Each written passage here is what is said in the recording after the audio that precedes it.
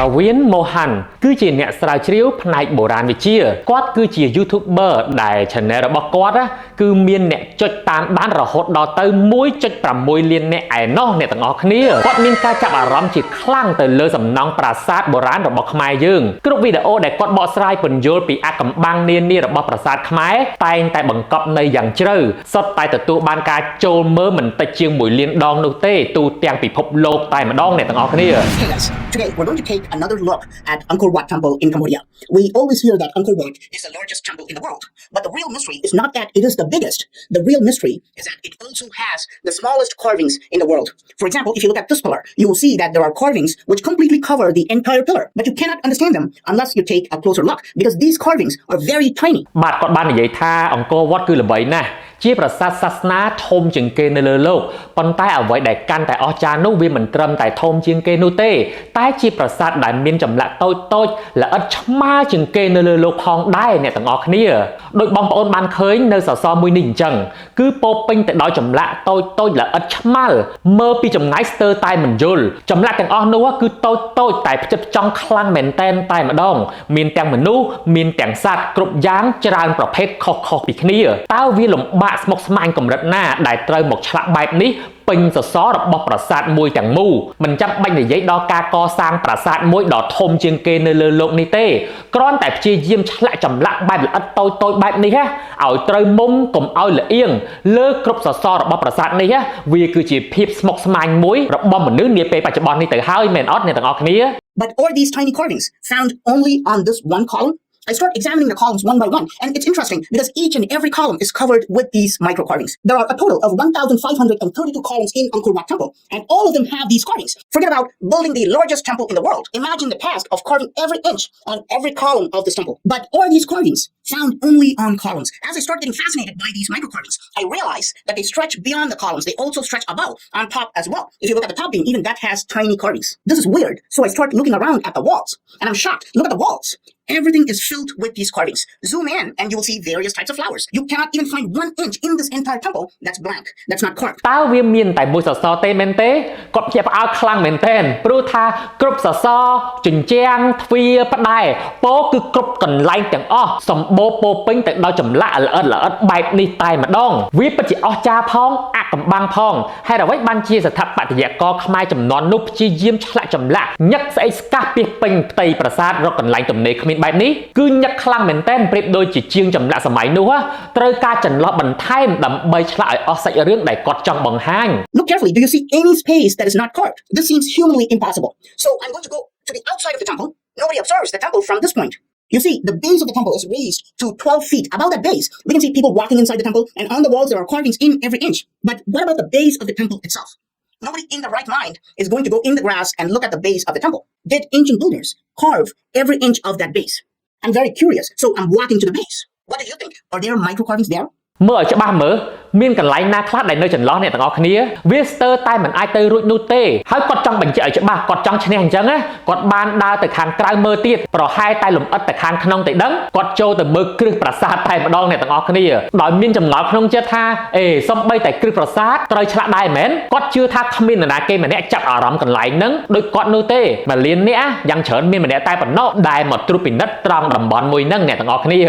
As I get really close,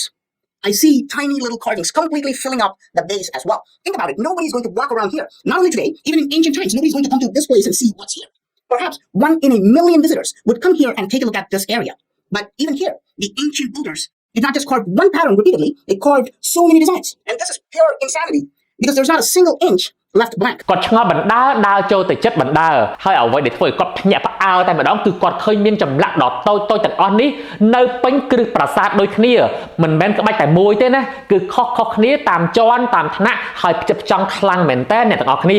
សាកគិតមើលមិនថានាពេលបច្ចុប្បន្ននោះទេសូម្បីតែកាលពីសម័យនោះគឺកម្រមានអ្នកណាដើរមកពិនិត្យត្រង់ហ្នឹងណាអ្នកទាំងអស់គ្នាតើស្ថាបត្យករខ្មែរចំនួននោះគិតអីធ្វើបែបហ្នឹងដើម្បីអ្វីគាត់ព្ ព្រឺសម្បល់ខ្លាំងមែនតែនតែម្ដងនៅពេលដែលឃើញបែបនេះព្រោះសំបីតែមួយអ៊ីងក៏គ្មានចន្លោះដែរអ្នកទាំងអស់គ្នា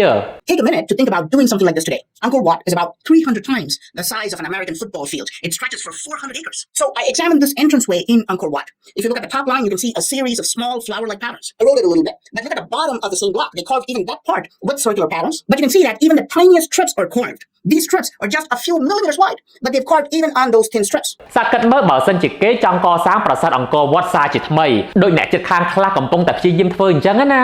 អង្គរវត្តមានទំហំប្រហែលជាង300ដងនៃទំហំតារាងបាល់ជាតិរបស់សហរដ្ឋអាមេរិកនាពេលបច្ចុប្បន្នពោលគឺជាង163ហិកតាថ្មរាប់សិបតោនត្រូវដឹកយកពីចម្ងាយរាប់សិបគីឡូម៉ែត្រពីភ្នំគូលែនហើយមានចម្លាក់តូចៗបែបនេះពេញជញ្ជាំងទាំងអស់របស់ប្រាសាទតើមនុស្សនាពេលបច្ចុប្បន្នអាចធ្វើបែបហ្នឹងទៅរួចដែរឬអត់ And then I strike gold. Look at the sides. It's very smooth. There are no carvings. Here you can see carvings on the outside, and here also you can see the carvings. But the L shape between these areas are completely smooth. They don't even have one carving. But why? តែទីបំផុតគាត់រកឃើញកន្លែងមួយដែលរលោងស្អាតមិនមានចម្លាក់ឡើយអ្នកទាំងអស់គ្នាគឺកន្លែងក្រហមនឹងឯងហេតុអីទៅមានចម្លាក់គ្រប់កន្លែងសំបីតែគ្រឹះប្រាសាទរួចមកទុកចន្លោះអីនៅត្រង់ហ្នឹងពួកយើងឆ្ងល់អត់ The answer lies at the bottom. Look here. You see this hole? Yes, it's eroded, but this is a square hole. Look on the other side. You see this hole? Now let's look at the top and confirm if there are holes on the top as well. And sure enough, yes, there are 2 holes on the top as well. Now we understand why these areas were not carved. Originally, there were 2 doors placed in this entranceway. The holes were used as hinges for the doors. And the door sides would completely cover these 2 areas which are not carved. So the doors would block these 2 areas all the time. So nobody can see these areas. This is why ancient builders did not carve these areas because nobody would set eyes on them. So what will the people see instead? They would see spectacular carvings on the wooden doors. This is not just a theory because we do find remnants of these wooden blocks which supported the wooden doors. You see how richly carved this wooden block is, even after all these centuries. ចម្លើយនោះគឺនៅនឹងកន្លែងនឹងតែម្ដងអ្នកទាំងអស់គ្នាឃើញរុននៅសងខាងនឹងទេមើលទៅខាងលើក៏មានដែរនឹងហើយដំបងឡើយទីនេះគឺមានទ្វារឈើ2បន្ទះបិទជិតទ្វារឈើដ៏ក្រាស់នោះមុខជាបិទកន្លែងដែលមិនបានឆ្លាក់នោះឯងមិនមាននរណាគេម្នាក់អាចមើលឃើញនោះទេព្រោះមានឈើបិទជិតអញ្ចឹងអ្នកទាំងអស់គ្នាទើបគេមិនបានឆ្លាក់តែគេបែរជាលើកមកឆ្លាក់នៅលើទ្វារឈើដ៏ក្រាស់នោះតែម្ដងហើយនោះវាមិនមែនជាការស្មានរបស់គាត់នោះទេព្រោះមានសំណល់ធ្នង់ទ្វារឈើខ្លះបានបន្សល់មកដល់ពេលបច្ចុប្បន្នទុកជាភស្តុតាងហើយយើងឃើញថាវានៅរក្សាក្បូរក្បាច់ប្រណិតយ៉ាងល្អមែនតែនតែម្ដងទាំងដែលវាមានអាយុកាលរាប់រយឆ្នាំទៅហើយ It's already weird that ancient builders carved every inch of what you can see, but it's even more weird that they did not carve even an inch of what you will not see. This means they planned everything with machine-like accuracy. They must have had very advanced technical knowledge and skill to do something like this. វាចម្លែកទៅហើយនៅពេលដែលគេព្យាយាមឆ្លាក់គ្រប់កន្លែងទាំងអស់នៃតួប្រាសាទតែវាកាន់តែចម្លែកទៅទៀតនៅពេលដែលគេពិចារណាមិនឆ្លាក់កន្លែងដែលភ្នែកធម្មតាមើលមិនឃើញបានន័យថាច្បាស់ណាស់ខ្មែរសម័យនោះបានប្រើប្រាស់ម៉ាស៊ីនអ្វីមួយយ៉ាងហើយជាមួយនឹងបច្ចេកទេសដ៏ទំនើបខ្លាំងសម្បើមដែលអាចមានសមត្ថភាពធ្វើការវាស់វែងរឿងទាំងអស់នេះបានយ៉ាងត្រឹមត្រូវល្អឥតខ្ចោះតែម្ដងអ្នកទាំងអស់គ្នា Wow.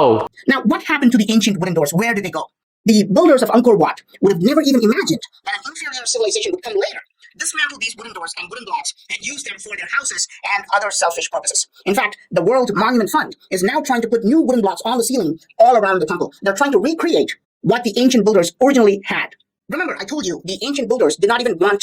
an inch you see to be left uncarved. But if you look above, the ceiling is not at all carved. Why is this? Why did they leave the entire top area uncarved? Because they originally had a false ceiling. Yes, they had put a false ceiling all over the temple with richly carved wooden blocks. Of course, the generation which came later completely dismantled them and used them for selfish reasons. សួរថាទ្វារនោះបាត់ទៅណាអញ្ចឹងគួរឲ្យសោកស្ដាយអ្នកទាំងអស់គ្នាទៅលើទ្វារនិងវត្ថុដតៃទៀតដែលធ្វើអំពីឈើនាសម័យនោះដែលត្រូវបានមនុស្សចំនួនក្រោយឬក៏អ្នកគ្រប់គ្រងចំនួនក្រោយអ្នកគ្រប់គ្រងប្រាសាទចំនួនក្រោយអញ្ចឹងណាពួកគេអាចយករបស់ទាំងអស់នោះទៅសង់ជាផ្ទះបន្តឬក៏ធ្វើអ្វីផ្សេងដោយប្រយោជន៍ផ្ទាល់ខ្លួនតាមពិតទៅក្រុមអ្នកអភិរក្សប្រាសាទ The World Monument Fund បានព្យាយាមបង្កើតរូបភាពដើមរបស់ប្រាសាទដោយដាក់បង្គំចម្លាក់ឈើនានានៅតាមកន្លែងដែលបាត់បង់ជុំវិញប្រាសាទតែម្ដងអញ្ចឹងហើយបានជាយើងទៅមើលប្រាសាទនោះម្ដងមិនមានចម្លាក់នៅនឹងដំបូលប្រាសាទនោះទេដោយសារតែពីមុនគឺមានពិដានឈើប្រណិតទាំងអស់នោះហើយគេឆ្លាក់នៅលើពិដានឈើប្រណិតទាំងអស់នោះឯង In my previous video, I talked about how ancient builders were processing 1 ton of rock every minute. That 1 ton